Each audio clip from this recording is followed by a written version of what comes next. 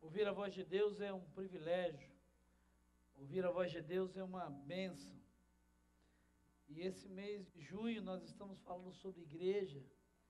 E queremos ouvir a voz de Deus a respeito do que o Deus da igreja quer a respeito da sua igreja. Porque quem ama, cuida da sua missão. Enquanto igreja de Jesus, eu e você temos uma missão.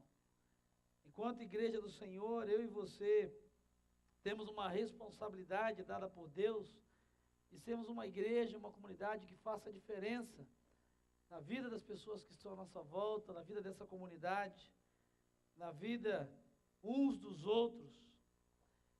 Mas todas as igrejas têm problemas, todas as igrejas têm dificuldades, todas as igrejas têm situações e circunstâncias que precisam ser tratadas e melhoradas.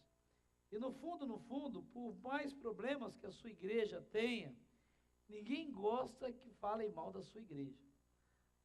Uma certa pessoa resolveu falar mal da igreja da sua namorada, e o que acabou acontecendo foi mais ou menos isso aí. Coloque na tela, por favor. Foi mais ou menos isso que vai ser projetado. Então, cuidado quando você for falar mal da igreja de alguém, ou quando você for falar mal da sua própria igreja para alguém, porque por mais problemas que ela tenha, por mais defeitos que ela tenha, e por mais coisas que ela tenha para melhorar, quem ama a igreja de Jesus, quem ama a igreja da qual faz parte, não gosta e não permitem que falem mal da sua igreja. Porque quem fala mal da igreja de Jesus, fala mal de si mesmo. Quem fala mal da igreja de Jesus, fala mal daqueles com quem convive.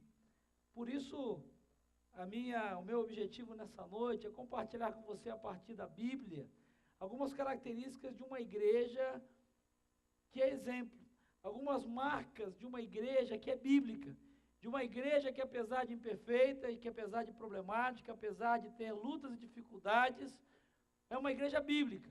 E não admitem que falem mal dela, porque apesar das suas limitações, apesar dos seus problemas, apesar das suas lutas, ela é uma igreja que procura ser a igreja segundo a palavra de Deus. É uma igreja que procura ser uma igreja segundo aquilo que Jesus sonhou. E quando eu falo igreja, eu não falo de um pastor ou de um grupo de pastores, não falo de uma diretoria, não falo de líderes de ministério, mas eu falo de mim e de você. Até porque toda igreja tem problema. E se você tem a ilusão de que as igrejas do Novo Testamento, da palavra de Deus, não tinham problemas, você está completamente enganado ou enganada. Porque todas as igrejas do Novo Testamento tinham problemas. E até mesmo aquela igreja que era considerada a igreja marcada pela alegria, a quem Paulo escreve uma carta chamada Carta da Alegria, que é a igreja da cidade de Filipos, ela também tinha problemas, e não eram poucos. Mas a igreja de Filipos é uma igreja, e é uma das boas igrejas do Novo Testamento, que tinha algumas marcas e algumas características que fazem dela, apesar dos seus problemas, uma igreja diferenciada, uma igreja bíblica, uma igreja segundo os parâmetros de Jesus, uma igreja que queria e podia e fez diferença na vida das pessoas, tanto daquelas que faziam parte dela, como daquelas a quem ela queria alcançar. Por isso, nessa noite, eu quero compartilhar com você, a partir da experiência da igreja de Filipos, algumas marcas de uma igreja exemplar, marcas de uma igreja bíblica, marcas de uma igreja exemplar. E para isso eu peço que você abra a sua Bíblia no livro de Atos dos Apóstolos, no capítulo 16. Atos dos Apóstolos, capítulo 16. Eu quero, a partir do surgimento dessa igreja, do texto que narra o início dessa igreja, a origem dessa igreja, quais são as marcas dessa igreja que marcam o seu nascimento? Quais são as marcas dessa igreja que mostram o seu diferencial? E mais do que isso, refletir com você sobre se eu e você, como igreja de Jesus, temos carregado essas marcas. Se eu e você, como igreja de Jesus, temos buscado viver essas marcas de uma igreja bíblica. Até porque não faz muito sentido estarmos aqui reunidos, não faz muito sentido estarmos aqui adorando, se não procuramos ser uma igreja bíblica, apesar das nossas dificuldades, se não carregamos algumas dessas marcas e algumas dessas características. Atos capítulo 16, a partir do verso 1, diz que chegou a Derbe, depois a Listra, está falando acerca de Paulo, onde vivia um discípulo chamado Timóteo. Sua mãe era uma judia convertida e seu pai era grego. Os irmãos de Listra e Icônio davam bom testemunho dele. Paulo, querendo levá-lo na viagem, circuncidou por causa dos judeus que viviam naquela região, pois sabiam que seu pai era grego. Nas cidades por onde passavam, transmitiam as decisões tomadas pelos apóstolos e presbíteros em Jerusalém para que fossem obedecidas. Assim as igrejas eram fortalecidas na fé e cresciam em número a cada dia. Paulo e seus companheiros viajaram pela região da Frígia e da Galácia, tendo sido impedidos pelo Espírito Santo de pregar a palavra na província da Ásia. Quando chegaram à fronteira da Mísia, tentaram entrar na Bitínia, mas o Espírito de Jesus os impediu. Então, contornaram a Mísia e desceram a Troade. Durante a noite, Paulo teve uma visão na qual um homem da Macedônia estava em pé e lhe suplicava: passe a Macedônia e ajude-nos. Depois que Paulo teve essa visão, preparamos-nos imediatamente para partir para a Macedônia, concluindo que Deus nos tinha chamado para lhes pregar o Evangelho. Partindo de Troade, navegamos diretamente para Samotrácia e no dia seguinte para Neápolis. Dali partimos para Filipos, na Macedônia, que é colônia romana e a principal cidade daquele distrito. Ali ficamos vários dias. No sábado, saímos da cidade e fomos para a beira do rio, onde esperávamos encontrar um lugar de oração. Sentamo-nos e começamos a conversar com as mulheres que se haviam reunido ali. Uma das que ouviam era uma mulher temente a Deus, chamada Lídia, vendedora de tecido de púrpura, da cidade de Tiatira. O Senhor abriu seu coração para atender a mensagem de Paulo. Tendo sido batizada, bem como a de sua casa, ela nos convidou dizendo: se os senhores me consideram uma crente no Senhor, venham ficar em minha casa. E nos convenceu. Certo dia, indo nós para o lugar de oração, encontramos uma escrava que tinha um espírito pelo qual predizia o futuro. Ela ganhava muito dinheiro para os senhores ou seus senhores com adivinhações. Essa moça seguia Paulo e a nós gritando: estes homens são servos do Deus Altíssimo, eles anunciam o caminho da salvação. Ela continuou fazendo isso por muitos dias. Finalmente, Paulo ficou indignado, voltou-se e disse ao espírito: em nome de Jesus Cristo, eu lhe ordeno que saia dela. No mesmo instante, o espírito a deixou. Percebendo que a sua esperança de lucro tinha se acabado, os donos da escrava agarraram Paulo e Silas e os arrastaram para a praça principal diante das autoridades. E levando-os aos magistrados, disseram: estes homens são judeus, estão perturbando a nossa cidade, propagando costumes que a nós, romanos, não é permitido aceitar nem praticar. A multidão ajuntou-se contra Paulo e Silas, e os magistrados ordenaram que se lhes tirassem as roupas e fossem açoitados. Depois de serem severamente açoitados, foram lançados na prisão. O carcereiro recebeu a instrução para vigiá-los com cuidado. Tendo recebido tais ordens, ele os lançou no cárcere interior e lhes prendeu os pés no tronco. Por volta da meia-noite, Paulo e Silas estavam orando e cantando hinos a Deus. Os outros presos ouviam. De repente, houve um terremoto tão violento que os alicerces da prisão foram abalados. Imediatamente todas as portas se abriram e as correntes de todos se soltaram. O carcereiro acordou e, vendo abertas as portas da prisão, desembaiou sua espada para se matar, porque pensava que os presos tivessem fugido. Mas Paulo gritou: não faça isso, estamos todos aqui.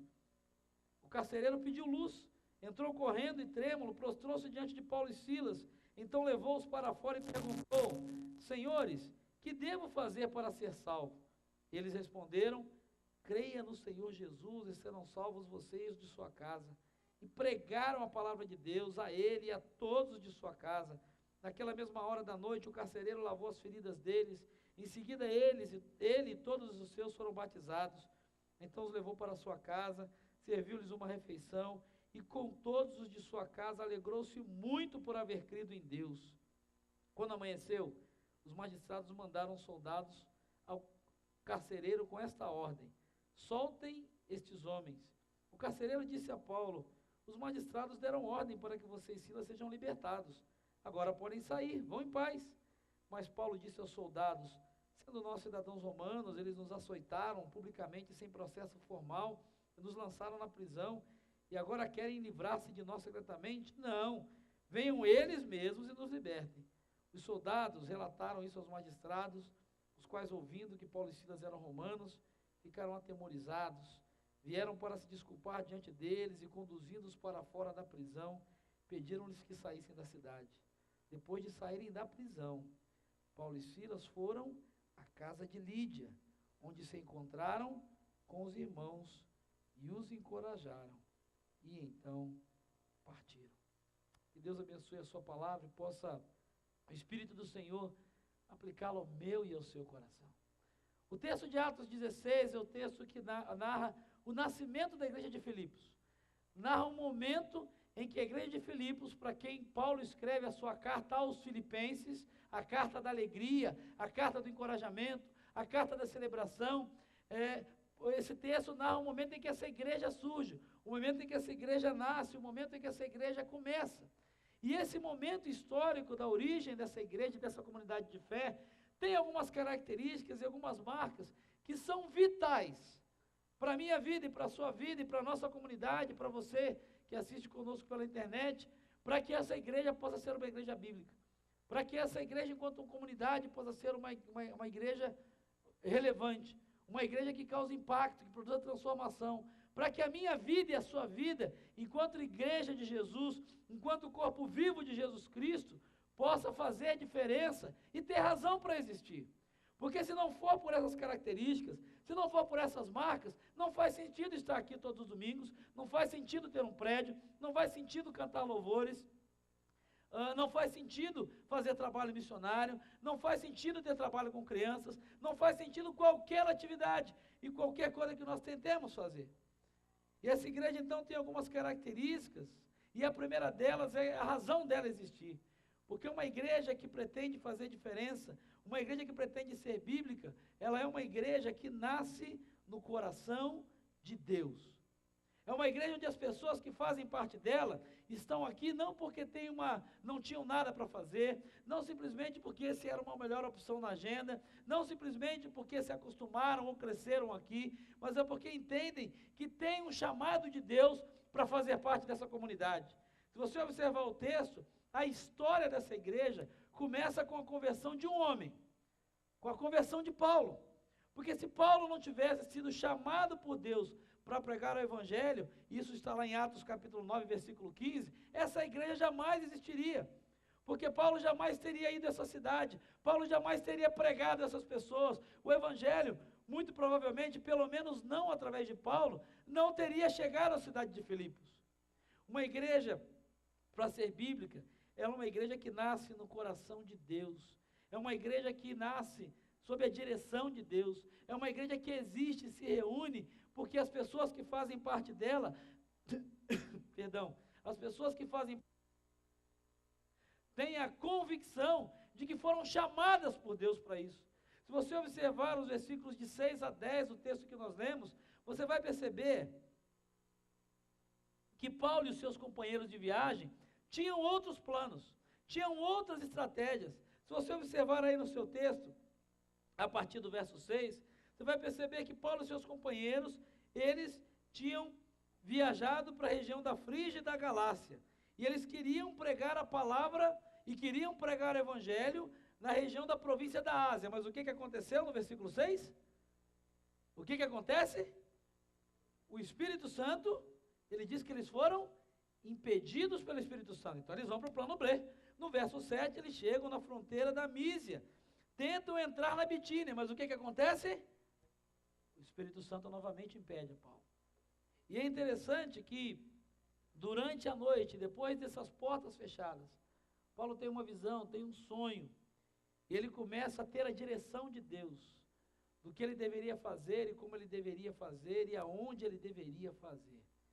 E é interessante que no verso 10 ele diz, depois, Lucas vai dizer, narrando, depois que Paulo teve essa visão, nós nos preparamos imediatamente para partir para a Macedônia, concluindo o quê? Que Deus nos tinha chamado para pregar o evangelho em Filipos. Sabe, querido, a minha pergunta para você nessa noite, a primeira delas é, por que é que você está aqui? Por que é que você é igreja? Por que você faz parte da igreja? Você tem medo de ir para o inferno? Porque você não tem mais nada para fazer domingo à noite? Porque você se acostumou com isso? Por que é que você é igreja? Por que você faz parte dessa igreja? Por que você faz parte de uma comunidade? Nós temos que nos reunir aqui, temos que existir aqui, cada um de nós, porque temos a convicção, porque devemos ter a convicção e a consciência de que fomos chamados por Deus para isso. Porque Deus direcionou a nossa vida para cá de uma maneira ou de outra, por circunstâncias as mais adversas e distintas. A razão de estarmos aqui e a razão de você estar aqui, de eu estar aqui, não deve ser porque as coisas são do jeito que você gosta, porque nem sempre elas vão ser.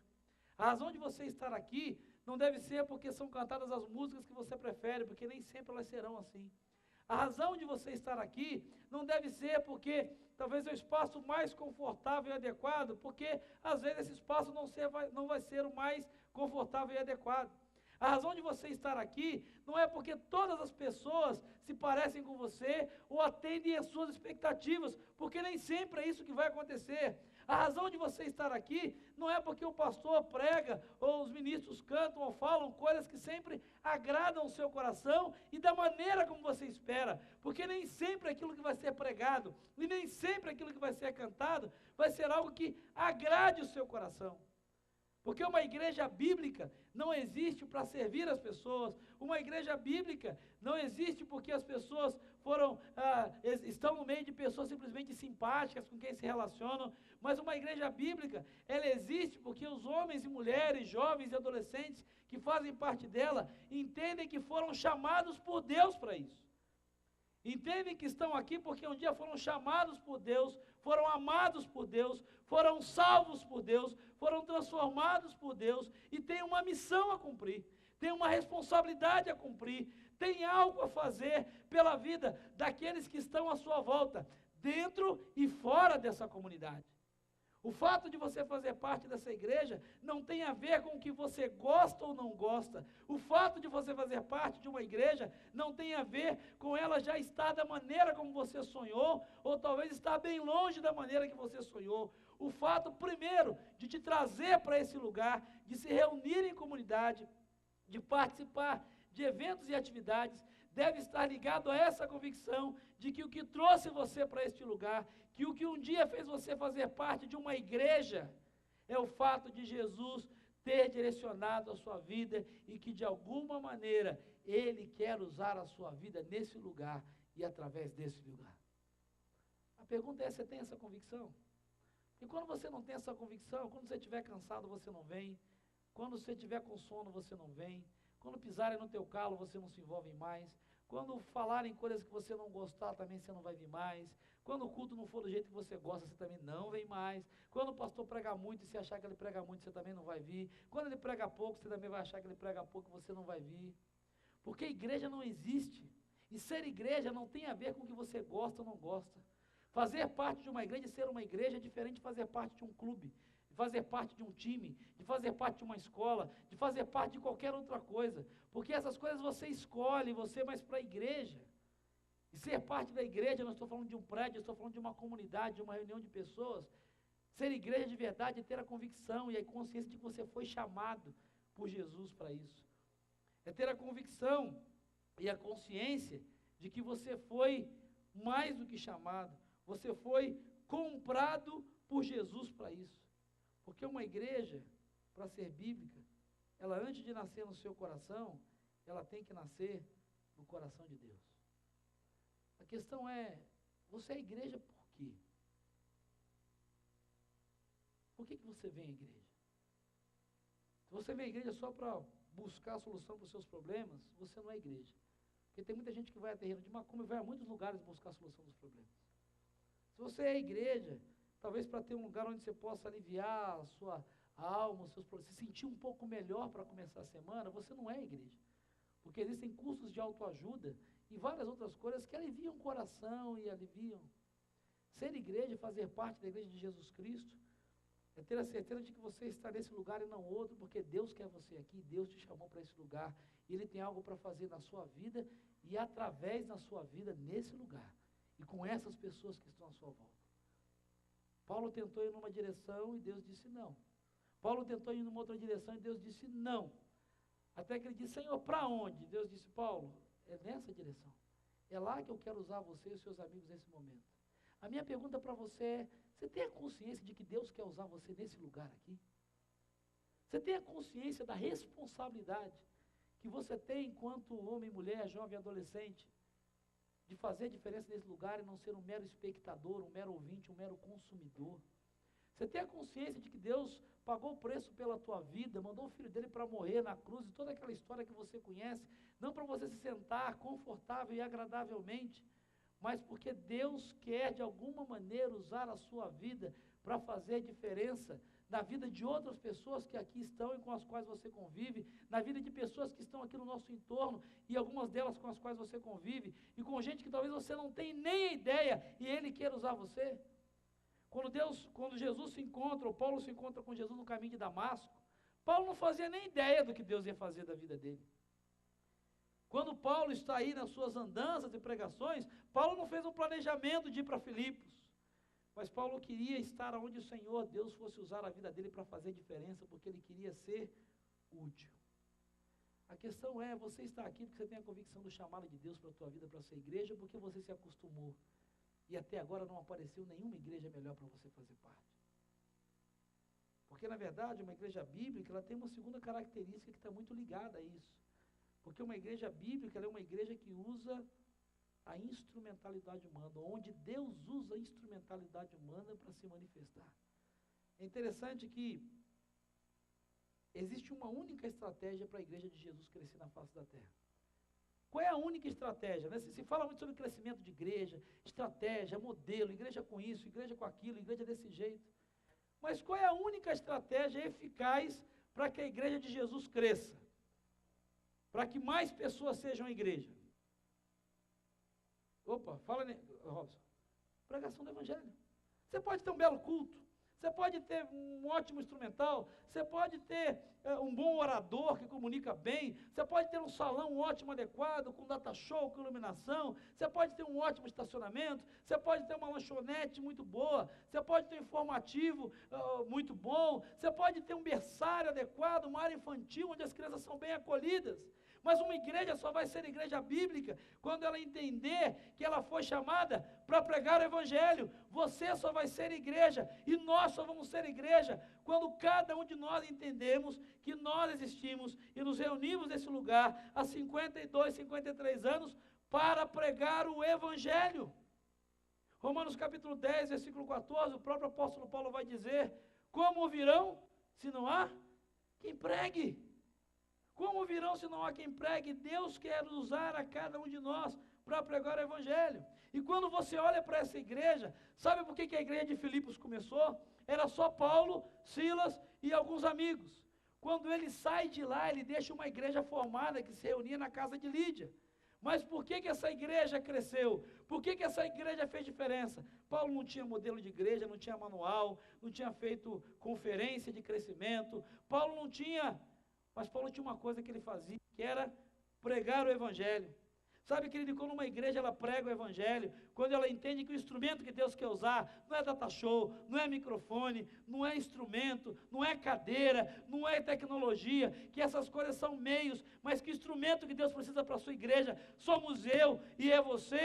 A igreja cresce, a igreja é saudável, a igreja tem vida.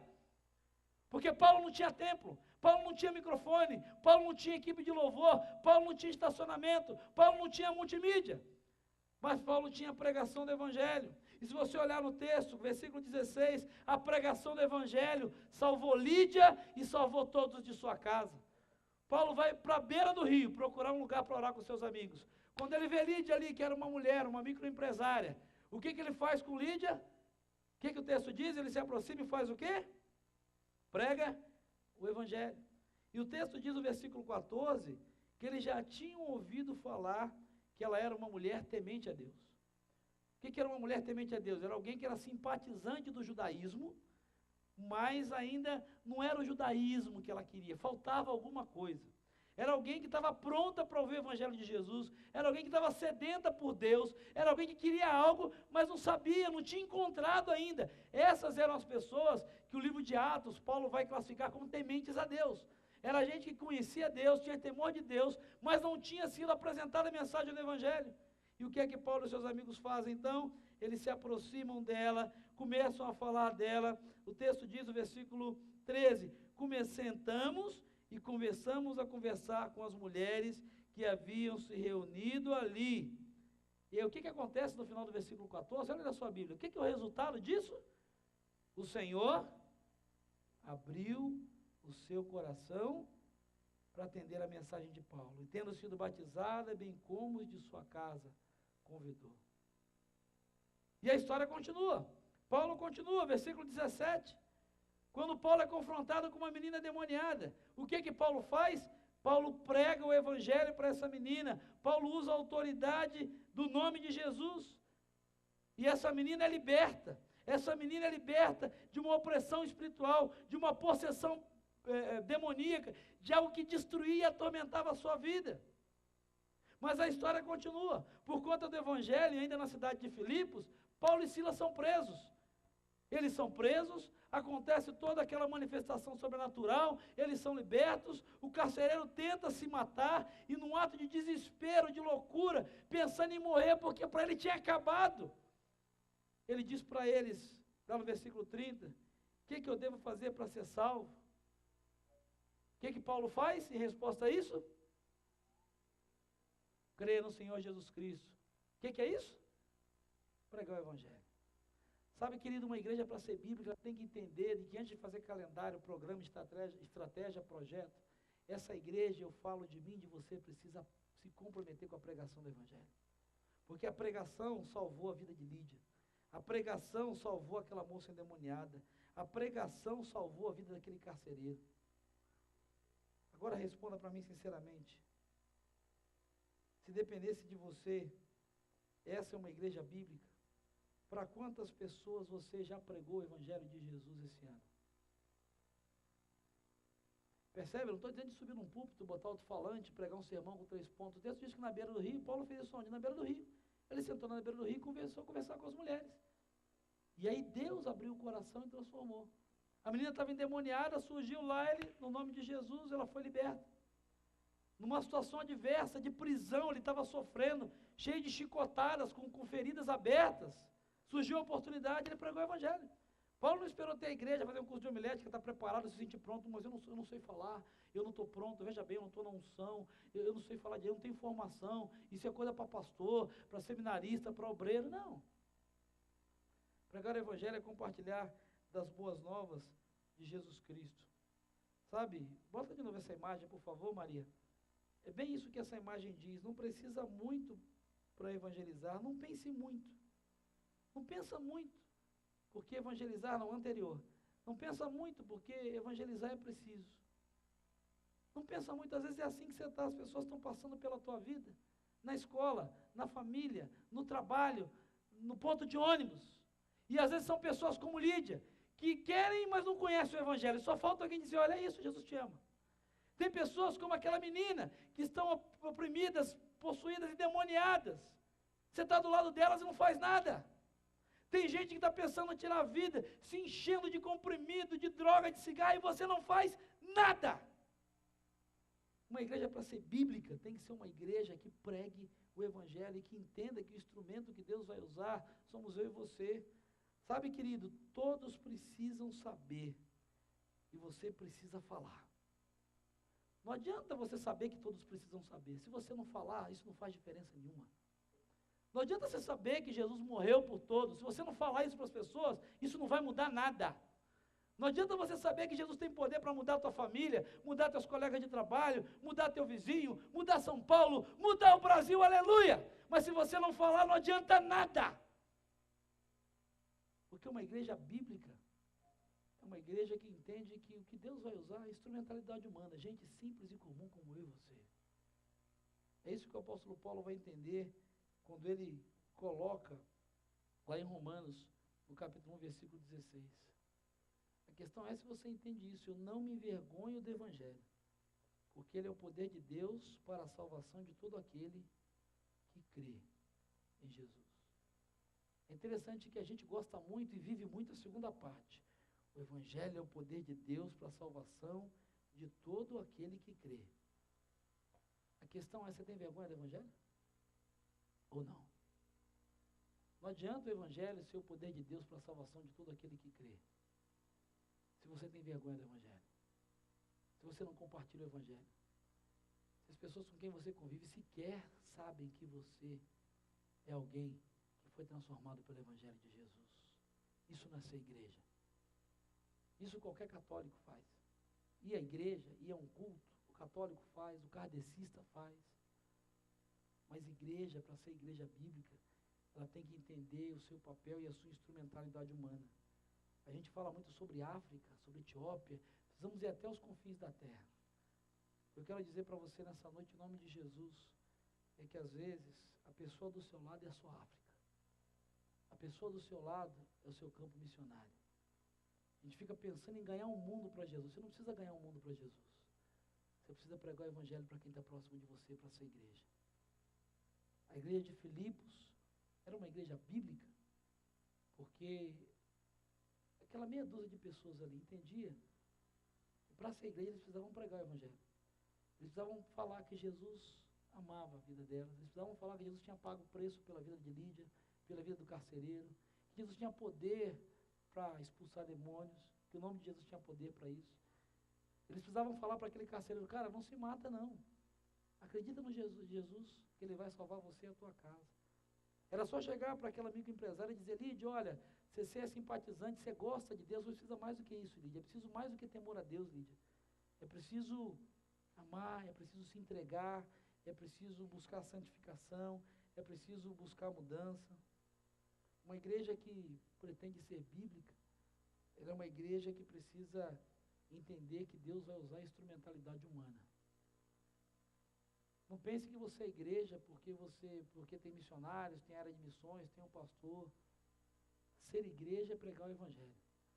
Não espere o pastor pregar o Evangelho, a equipe de missões pregar o Evangelho, os líderes pregarem o Evangelho, porque essa não é nossa responsabilidade só. Essa é a responsabilidade de todos nós, é da igreja. Eu sou a igreja, você é a igreja. E uma igreja que é bíblica não paga pessoas para pregar o Evangelho. Não nomeia pessoas para pregar o Evangelho. Não elege cargos para as pessoas pregarem o Evangelho. Mas uma igreja bíblica, ela, na sua integralidade, ela prega o Evangelho do seu jeito, da sua maneira, aonde Deus a leva. E esse Evangelho salva e transforma a vida de pessoas. A de Lídia, da menina endemoniada e a do carcereiro. E essa é uma terceira marca interessante que eu quero chamar a sua atenção na igreja de Filipos. Porque uma igreja bíblica, ela é uma igreja que alcança pessoas com histórias distintas. Porque quando ela é uma igreja, que ela existe porque entendeu que foi chamada por Jesus para isso, que ela tem uma missão. Eu sou Igreja Batista da Graça porque eu tenho uma missão. E qual é a minha missão? Pregar o Evangelho. Deus vai usar a minha vida. Para quem? Para quem Deus quiser. Aonde Deus me colocar. É interessante que Paulo não ficou escolhendo, Silas e seus companheiros não ficaram escolhendo. Mas é interessante que essa igreja alcançou pessoas com histórias muito distintas. Se você observar, para quem Paulo pregou o Evangelho? Para uma empresária. Lídia era uma empresária, uma microempresária, tinha funcionários e pessoas. Pregou para uma escrava, porque aquela menina possessa, se você não prestou atenção, ela era escrava. Lembra que ela tinha pessoas que ganhavam dinheiro com ela? Ela era uma escrava. Escrava espiritual, porque ela adivinha, os caras mantinham ela debaixo daquela entidade, para o quê? Para ganhar lucro. E eles pregaram o Evangelho também para um militar aposentado. Provavelmente, naquela época do Império Romano, os carcereiros eram pessoas de idade que haviam servido ao exército romano e na sua aposentadoria se tornavam carcereiros. Sabe, uma igreja que pretende ser bíblica e ter as marcas de Jesus, ela é uma igreja que alcança pessoas com histórias distintas e até pessoas das quais nós não sabemos nem quem eram. O texto diz que alcançou também Lídia e os da sua casa, que alcançou o carcereiro e a sua família.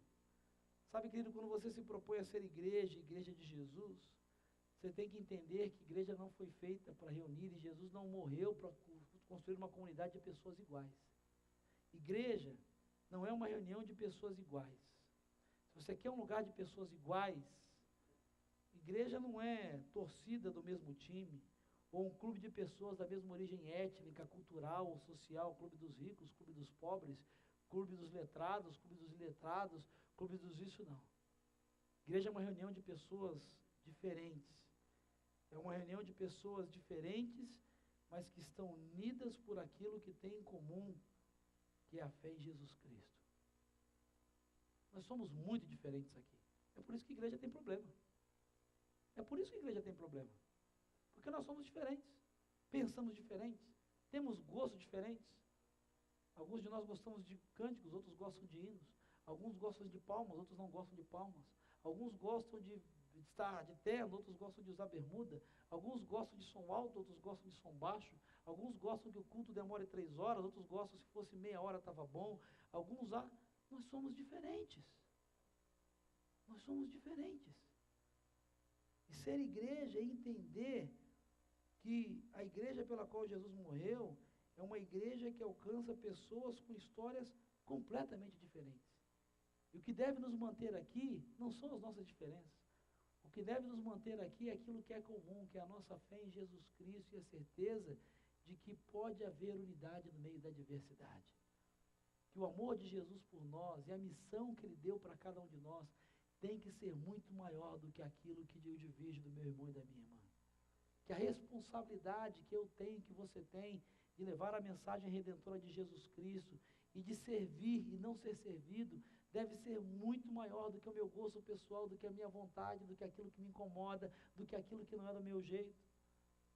É entender que igreja não é uma comunidade para pessoas iguais, mas igreja é uma comunidade que alcança com pessoas com histórias completamente diferentes. E que se você quer ser igreja de Jesus, você precisa aprender a conviver com pessoas diferentes. Você precisa aprender com pessoas que falam mais alto que você ou mais baixo que você, pessoas que não têm a mesma paciência que você, pessoas que não têm o mesmo gosto que você, pessoas que não frequentam os mesmos lugares que você, pessoas que não vão concordar com você. E daí? Isso é igreja. Porque Jesus morreu por você. Mas lembre-se disso, Ele não morreu só por você. Jesus pagou o preço pela sua vida, mas Ele não pagou o preço só pela sua vida. E se Ele morreu por essa pessoa que está do seu lado, e essa pessoa com quem você tem dificuldade de conviver, não tenha dúvida, meu irmão e minha irmã, algum valor Ele e ela têm.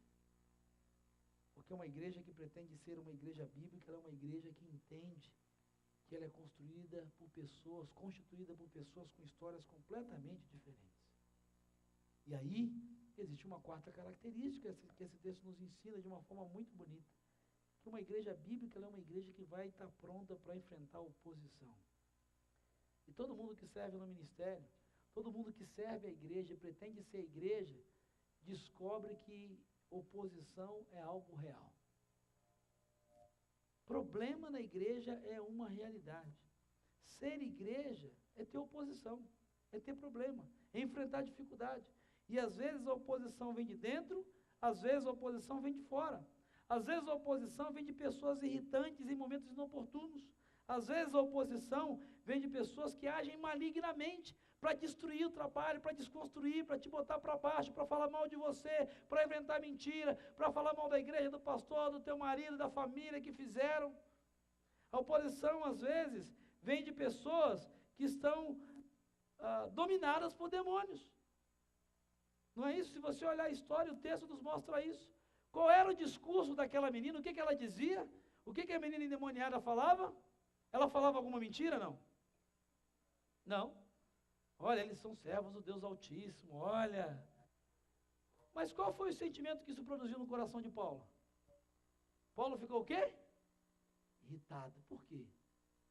Porque o objetivo daquela menina não era glorificar Deus, nem valorizar, mas era ironizar, era debochar, era expor aquelas pessoas à prisão, ao achincalhamento. Sabe, querido, ser igreja é entender que oposição faz parte da vida da igreja.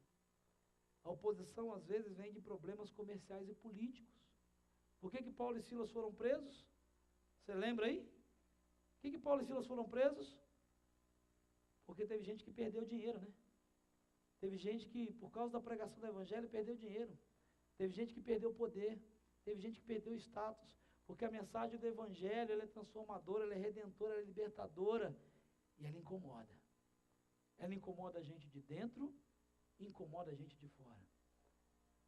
Se você quer ser igreja e ser uma igreja bíblica, você precisa estar pronto para enfrentar a oposição. Não ache que fazer parte de uma igreja ou ser uma igreja vai ser um mar de rosas, porque você vai se decepcionar, você vai se frustrar, você vai abandonar a igreja e vai procurar uma outra. E quando chegar lá, depois de um tempo, você vai ver que é a mesma coisa. Porque é uma igreja que é bíblica, uma igreja que existe por causa do chamado de Deus, uma igreja que entende que ela precisa pregar o Evangelho, uma igreja que entende que é formada por pessoas diferentes, é uma igreja que vai ter oposição. É uma igreja que vai ter luta, é uma igreja que vai ter adversidade, é uma igreja que vai ter dificuldades e que vai ter que aprender a lidar com isso. Como é que você lida com a oposição? Como é que você lida com os problemas na igreja, os problemas da igreja? Você se fecha, você não vem mais, você não se envolve, você não participa? Como é que você lida com essas coisas? Sabe, às vezes as pessoas acabam se retraindo, acabam se distanciando por conta de problemas na igreja. Mas se você é igreja de Jesus, você precisa entender que, enquanto nós estivermos aqui nessa terra, infelizmente, a igreja vai ter oposição. Porque existe um adversário da igreja, o diabo, que ele vai fazer tudo para destruir a igreja de Jesus. E ele não vai fazer tudo para destruir esse templo, ele vai fazer tudo para destruir a minha vida e a sua, a minha relação e a sua com você. Ele vai fazer tudo para destruir a minha família e a sua. Nós temos orado pelas famílias, estamos numa campanha de 100 dias de oração pelas famílias. E hoje nós não tínhamos 20 pessoas aqui orando pelas famílias. Você quer que Deus cuide da sua família de que jeito? É ter oposição. Sua família está sofrendo oposição, o que você está esperando? Você está esperando seu filho para as drogas para começar a enfrentar a oposição? Está esperando seu casamento escorrer pelos dedos para começar a se preparar para enfrentar a oposição? Para orar, para ler a Bíblia, para vir com os irmãos orar em comunidade, às terças, às quintas, aos domingos, 8 horas pela manhã? Você está esperando acontecer alguma coisa para se lembrar de que ser igreja é enfrentar a oposição, é interceder juntos, é clamar juntos, é chorar juntos, é ajudar uns aos outros?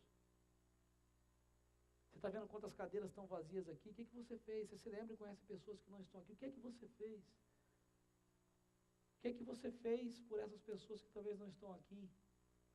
Sabe, querido, porque ser igreja, é interessante isso. Ser igreja tem algo que é muito especial. Ser igreja é ser marcado pelo cuidado mútuo do povo de Deus. É ser marcado pelo cuidado mútuo do povo de Deus. Quando eu olho para esse texto, eu vejo do versículo 15, que quando Lídia é transformada pelo poder de Jesus, e ela percebe o cansaço, percebe que aqueles homens estavam sem lugar para ficar, o que Lídia faz no versículo 15?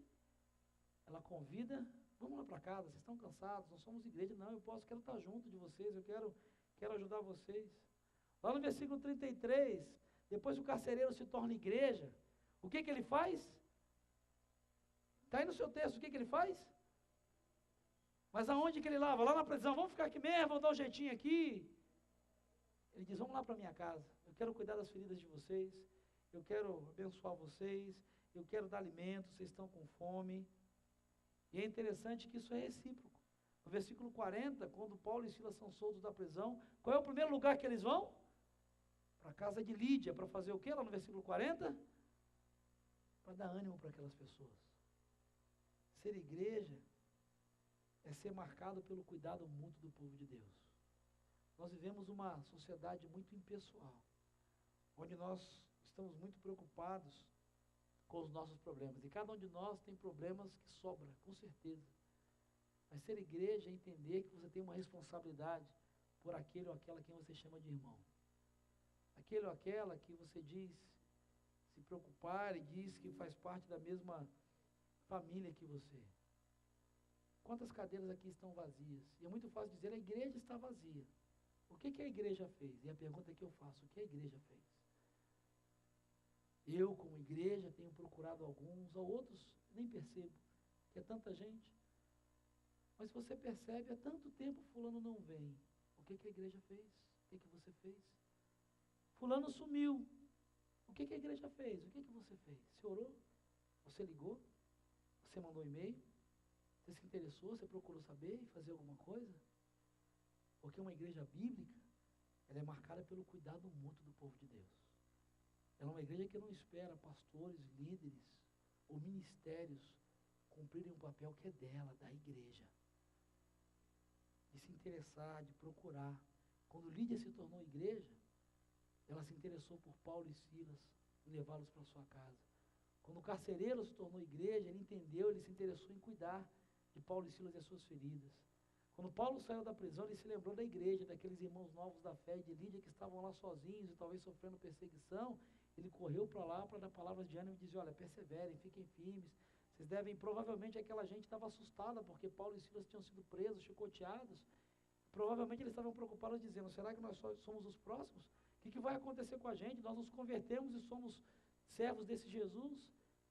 Paulo, sabendo disso, voltou para lá e dizia, não, olha, não desanimem não, perseverem, fiquem firmes. Sabe, querido e querida irmã, ser igreja é uma bênção. Mas ser igreja é muito mais do que vir a um encontro dominical aos domingos à noite, cantar algumas canções, ouvir uma mensagem, voltar para casa, esperando para começar mais uma semana. Porque quando uma igreja se dispõe a ter essas características, quando uma igreja entende que ela existe porque ela nasceu no coração de Deus, quando uma igreja existe porque ela entende que Deus usa, é a sua instrumentalidade para fazer a vontade dele aqui, a minha vida e a sua. Quando uma igreja, ela entende que ela é constituída de pessoas diferentes, com histórias diferentes, que nós nunca vamos ser iguais, vamos ter o mesmo pensamento, uma unidade, uma uniformidade, melhor dizendo. Quando uma igreja entende que ela vai ter oposição e que ela tem que estar preparada para a dificuldade, para os ataques externos e internos. Quando uma igreja ela é marcada pelo cuidado mútuo, as pessoas se interessam de verdade umas pelas outras. Quando uma igreja busca essas coisas, ela é uma igreja que tem uma característica que é vital na vida da igreja. Ela experimenta a ação sobrenatural. Ela experimenta a ação soberana e sobrenatural de Deus na sua vida e na sua existência. É interessante que, quando eu olho para a história dessa igreja, eu vejo nos versículos de 14 a 18, não tinha nenhuma garantia de que Lídia ia aceitar o evangelho. Mas o texto diz que não foi a oratória de Paulo, a estratégia de Paulo, a santidade de Paulo, a unção de Paulo. Mas o texto diz nos versículos 14 a 18, que Deus abriu o coração de Lídia para atender a mensagem do evangelho. Nos versículos 25 a 32, Paulo e Silas estavam praticamente mortos. Mas o texto diz que Deus mandou um terremoto para mudar aquela situação. Porque uma igreja, quando é bíblica e procura ser igreja de verdade, isso vale para a minha vida e para a sua, vale para a minha família e para a sua, vale para a minha história e para a sua, e a partir disso vale para essa comunidade. Essa igreja começa a experimentar a ação soberana de Deus na sua história. O problema é que a gente já quer começar pelos milagres. O problema é que a gente já quer começar pelo final da história. E não é assim que as coisas acontecem. É preciso que haja um cuidado mútuo. É preciso que haja o desejo de ser uma igreja bíblica. É preciso que haja um interesse de ser igreja de verdade. A carta aos Filipenses é conhecida como a carta da alegria. Essa igreja tinha um monte de problemas. Mas ela era uma igreja alegre, porque apesar dos problemas que tinham, ela tinha algumas marcas que são exemplos para nós. Apesar de serem diferentes, apesar de nessa igreja ter empresário, ter escravo, ter militar aposentado, apesar de nessa igreja haver uma oposição, vira e mexe, tinha gente se levantando de dentro, de fora, ataques, mentiras, possessão demoníaca, apesar de nessa igreja existirem uma série de problemas, essa é uma igreja marcada pela alegria. Ela é marcada pela alegria, porque as pessoas que faziam parte dela entendiam que elas tinham sido chamadas por Deus para isso. Elas entendiam que o papel maior delas era pregar o evangelho onde quer que estivessem. Elas tinham a certeza que tinham uma responsabilidade umas com as outras. Elas eram responsáveis umas pelas outras. E a minha oração, queridos, é que essas marcas sejam encontradas nessa nossa igreja também. Agora, quem pode responder isso, não sou eu como pastor da igreja. Quem pode responder isso é você, porque você é a igreja. Você é a igreja de Jesus nesse lugar. O apóstolo Paulo, quando ele termina a carta aos Gálatas, no capítulo 6, ele tem uma frase que é muito interessante, que me chama muito a atenção. As pessoas enchiam a bola de Paulo, elogiam, e outros criticavam, e outros... Ele diz assim, lá no capítulo 6 de Gálatas, versículos 14 e 17, quanto a mim, que eu jamais me glorie, a não ser na cruz de nosso Senhor Jesus Cristo, por meio da qual o mundo foi crucificado para mim e eu para o mundo. Sem mais, que ninguém me perturbe, pois eu trago no meu corpo as marcas de Jesus. A questão é, como igreja, quais são as marcas que você carrega? Quais são as marcas que você traz? Queria que você fechasse os seus olhos. E eu quero orar com você e terminar essa noite e esse momento orando com você. É hora de repensar a igreja. É hora de repensar a igreja que eu quero ser. É hora de repensar a igreja que você quer ser. Que marcas que você tem da igreja de Jesus Cristo? Se depender de você, essa igreja tem tudo para ser uma igreja abençoadora, transformadora, impactadora. Se depender de você, qual a expectativa de futuro que o Senhor pode ter com relação a essa igreja? Quais dessas marcas aqui sinalizadas pela igreja de Filipos, você pode dizer que essa igreja tem a começar pela sua vida? Ela é uma igreja que nasceu no coração de Deus? Ela é uma igreja que prega o Evangelho? Ela é uma igreja que está pronta a alcançar pessoas com histórias diferentes? Ela é uma igreja que está pronta para enfrentar a oposição? Ela é uma igreja que está preocupada em cuidar, com cuidado mútuo uns dos outros? Será que essa igreja pode ter a expectativa de que Deus vai olhar para nós com graça e misericórdia, de forma sobrenatural, abrir o coração de pessoas para aceitar o Evangelho de Jesus? E quando for necessário, Ele pode promover um terremoto para que a igreja continue a realizar a sua missão?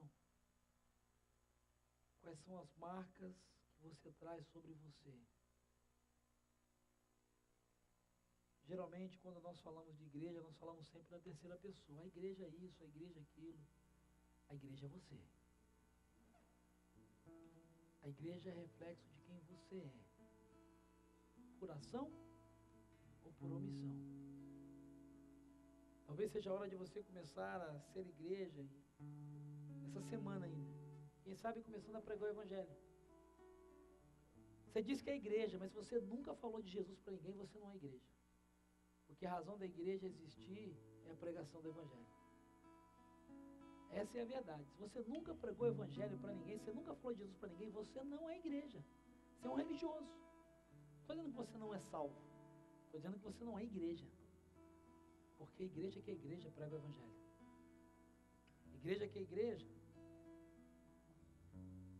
sabe que a pessoa no ponto do ônibus, na mesa do lado, na carteira da frente, é o seu campo missionário, a sua África. Quem sabe seja a hora de você começar a tomar a decisão de dizer: Senhor, eu quero ganhar uma pessoa para o Senhor e pregar o Evangelho para pelo menos uma pessoa essa semana. Eu quero falar do teu amor para pelo menos uma pessoa. Eu quero ser igreja. Sabe, meu irmão e minha irmã, ser igreja é estar disposto a conviver com pessoas diferentes. Talvez tenha pessoas com as quais você tenha dificuldade de conviver aqui dentro. Isso é ser igreja.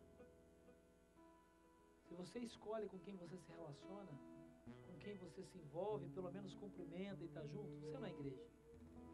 Qualquer clube social faz isso.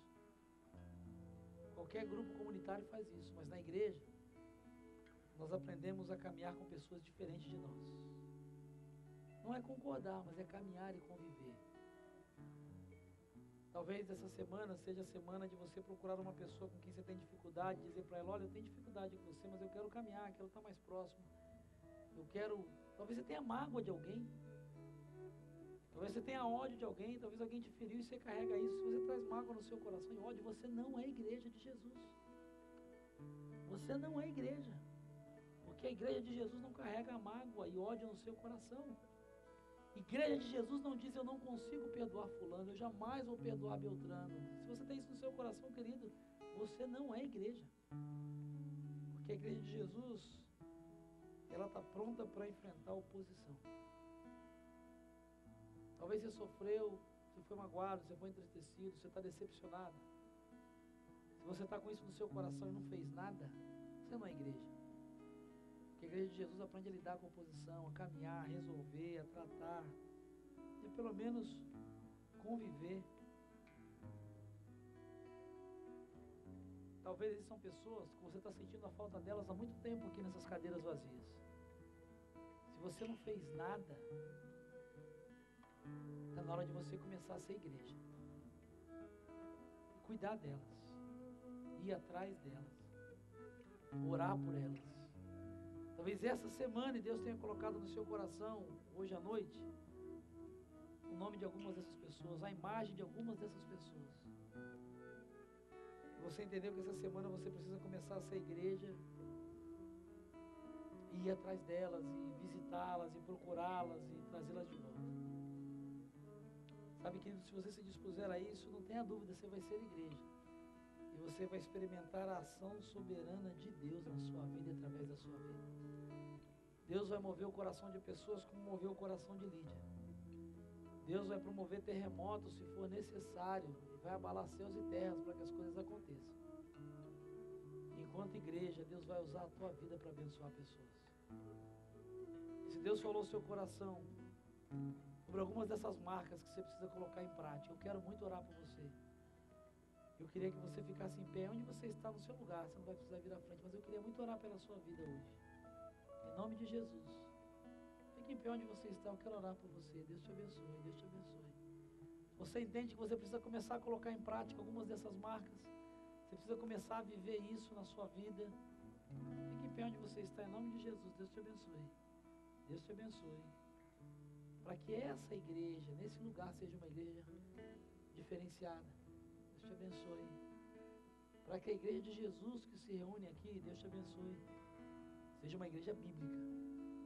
Comece em mim, comece em você, comece nas nossas atitudes. Não existe modelo de sucesso, não existe receita mágica.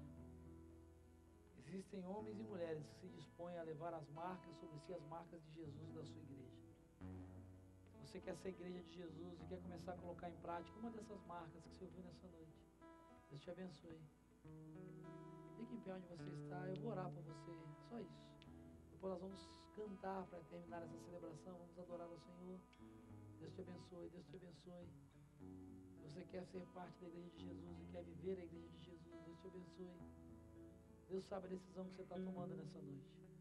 Talvez seja cuidar mais de alguém, talvez seja pregar o evangelho, talvez seja aprender a lidar com oposição, conviver com pessoas distintas. Mas que em nome de Jesus, você pare de ser um frequentador ou uma frequentadora de um local de reuniões religiosas. Porque isso não vai mudar a sua vida. E não vai mudar a vida de ninguém. Deus te abençoe. Mas que você possa experimentar. Deus te abençoe. Você possa experimentar ser a igreja de Jesus. Alguém mais? Vamos orar? Vou insistir. Deus falou ao teu coração, fique em pé onde você está e nós vamos orar. Ó Deus, em nome de Jesus, nós te louvamos pela tua palavra. Te louvamos pelo teu amor por nós. Te louvamos porque o Senhor pagou o preço pela tua igreja, pela tua noiva, que é constituída por cada um de nós, homens e mulheres, que foram chamados pelo Senhor, ouviram a tua voz. Homens e mulheres que entenderam que o Senhor nos deu o privilégio e a oportunidade de nos unirmos ao Senhor naquilo que o Senhor está fazendo. Homens e mulheres que entenderam que podem ser usados pelo Senhor para alcançar pessoas diferentes com a mensagem poderosa do teu Evangelho. Homens e mulheres que sabem que vão enfrentar lutas e dissabores, mas que creem também na ação soberana e sobrenatural do Senhor nas suas vidas. Homens e mulheres que se importam uns com os outros, se interessam uns pelos outros, que querem cuidar uns dos outros. Ajuda-nos, Deus, a ser uma igreja que traga sobre nós as tuas marcas, as marcas do teu Filho Jesus Cristo, e que sejamos realmente o corpo vivo de Jesus aqui na terra.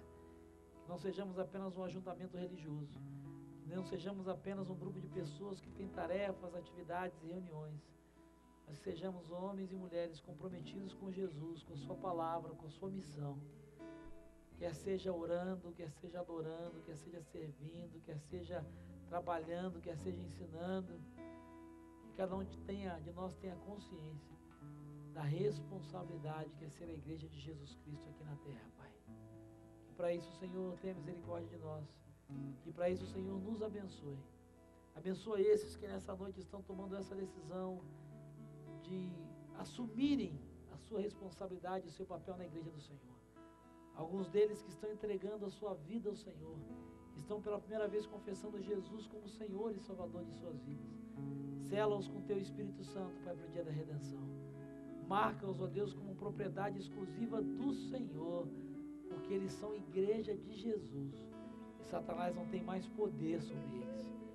Que como comunidade de fé o Senhor nos ajude, e o Senhor nos ensine a amá-los, a cuidar deles, a ministrar sobre a vida deles, para que a nossa vida, para que os nossos ajuntamentos, para que os nossos encontros sejam mais do que reuniões, sejam mais do que canções, sejam mais do que palavras, mas que sejam experiências de transformação de vidas, a começar pela vida de cada um de nós, no nome de Jesus. Amém. Você pode se colocar em pé e declarar isso para o Senhor? Em verdade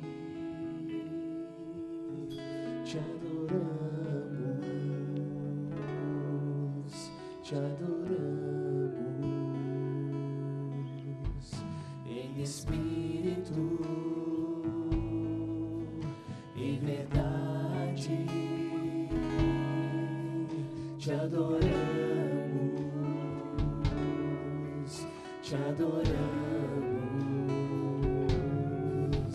Rei dos reis e Senhor, te entregamos o nosso viver. Rei dos reis e Senhor, te entregamos nosso viver pra te adorar, ó Rei dos reis, porque eu nasci, ó Rei Jesus. Meu prazer é te louvar, meu prazer é estar nos átrios do Senhor. Meu prazer é viver na casa de Deus, onde flui o amor.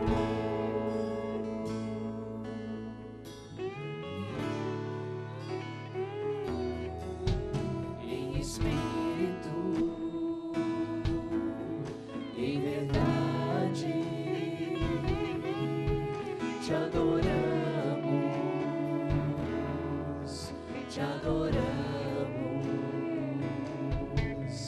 em espírito, em verdade, te adoramos,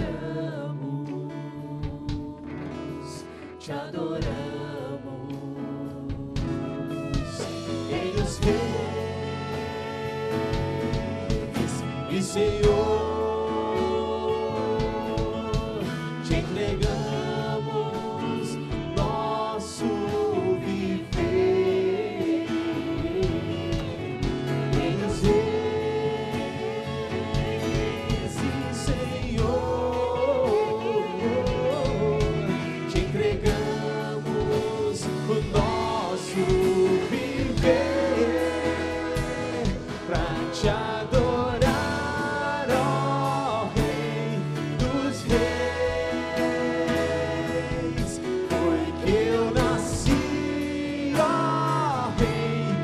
Jesus, meu prazer é te louvar, meu prazer é estar nos átrios do Senhor, meu prazer é viver na casa de Deus, onde flui o amor, pra te adorar, ó Rei dos Reis, porque eu nasci, ó Rei Jesus, meu prazer é te louvar, meu prazer é estar nos átrios do Senhor, meu prazer é viver na casa de Deus, onde flui o amor, meu prazer é te louvar, meu prazer é estar nos átrios do Senhor, meu prazer é viver na casa de Deus, onde flui o amor. Um abraço aí quem está do seu lado e diz assim que o poder da Igreja de Jesus se manifeste na minha vida e na sua. Que nessa semana o poder de Jesus, o amor de Jesus e a graça de Jesus sejam derramadas sobre a minha vida, sobre a sua vida. Todos os avisos são colocados na tela. Nós vamos terminar orando. Mas abrace aí, abençoe a vida de quem está perto de você.